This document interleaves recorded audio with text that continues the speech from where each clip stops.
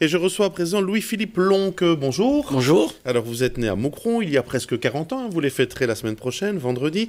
Vous êtes consultant en management, c'est votre métier, mais surtout depuis quelques années, vous êtes aventurier, explorateur. Vous avez notamment traversé la Belgique en kayak, on vous avait filmé à l'époque, on vous a vu manger du chocolat sur l'Everest, du chocolat belge bien sûr. Et puis vous venez de remporter à Munich le prix de l'aventurier européen de l'année. Rien que cela, félicitations. Merci. Tout d'abord. Est-ce que c'est une surprise, parce que c'est un prix prestigieux, hein. Si on dit par exemple que Félix Baumgartner l'a gagné, c'est celui qui a sauté de environ 40 000 mètres en parachute là, de l'espace. Donc on voit un petit peu l'importance de ce prix. C'est une surprise pour vous? Ben oui, parce qu'il n'y en a qu'un seul qui gagne chaque année. Des aventuriers qui font des expéditions chaque année, il y en a plein. Dans les derniers finalistes, il y avait Bertrand Piccard. Donc c'est quand même Il ne l'a pas eu, lui, finalement. Qui ne l'a pas eu, c'est tombé bizarrement sur un Belge. Mais bon, voilà, le jury en a décidé ainsi. Et ce qui fait évidemment plaisir, c'est de suivre ces personnes-là. Toutes les personnes qui ont gagné le prix avant, c'est pas n'importe qui, ils ont fait quand même des choses importantes. Alors vous l'avez gagné parce qu'en un an, vous avez traversé 3 déserts mythiques. Hein, la vallée de la mort, donc ça c'est en Californie, le désert de Simpson en Australie, on va voir quelques images, le désert de sel de Bolivie, à chaque fois 200 à 300 km en à peine quelques jours, en à peine une semaine, et en autonomie. Ça veut dire quoi en autonomie? L'autonomie complète, dans mon cas, c'est s'imaginer qu'on est le seul au monde. C'est-à-dire il n'y a pas de nourriture qui va m'être apportée, il n'y a pas un véhicule qui va me suivre pour me filmer, donc je suis obligé de mettre la caméra sur un trépied. Et l'aide est souvent très difficile à arriver, puisque, par exemple, dans le dernier désert, je savais que si je tombais évanoui, il n'y a personne pour appeler de toute façon, puisque je suis seul, donc j'ai même pas pris de balise ou de téléphone satellite.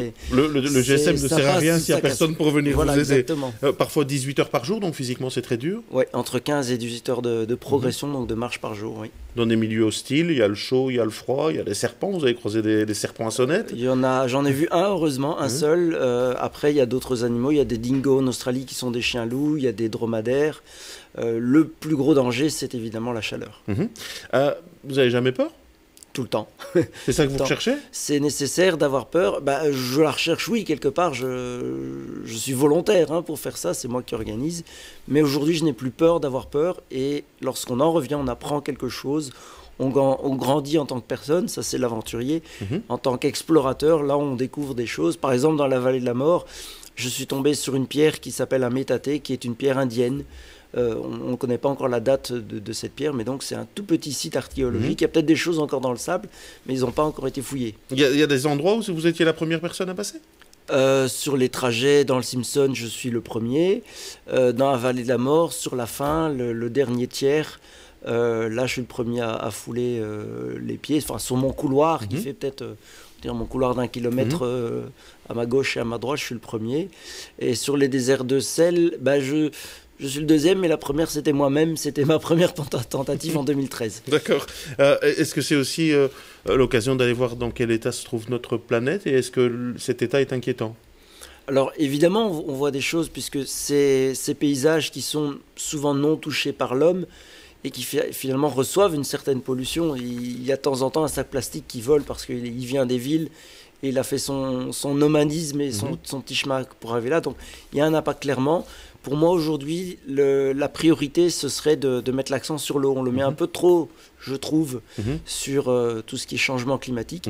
Mais l'eau, la pollution des eaux et de l'air, évidemment aussi. Parce que vous dites l'air, il y a les arbres, tandis que pour l'eau, il n'y a pas grand-chose. On parle du CO2 comme gaz à effet de serre, évidemment, mais on ne met même pas assez l'accent sur les NOx et les SOx, donc ce qui sort des industries et des voitures, où là, on pollue clairement.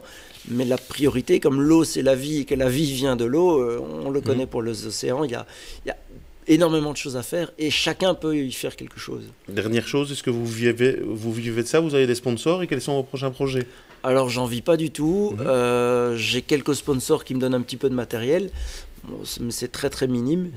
Avec 5 tentes, vous ne pouvez pas faire grand-chose. Exactement, on ne va pas les manger. Il faut de l'argent. Il faut de l'argent à un moment donné.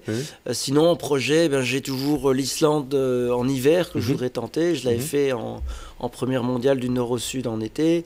Il y a un petit défi qui n'est pas une expédition cette année en juillet en Belgique, où je voudrais partir en vélo pliable, les Brompton, vous voyez, les vélos avec les plus petits trous finalement, partir du point le plus bas de la Belgique au point le plus haut, donc de la mer jusqu'à Bautrange. Très bien. Et ça fait quand même 350 km en 2 jours. Allez, on aura sans doute l'occasion de vous suivre. Merci de votre passage sur notre plateau, Louis-Philippe Lonck.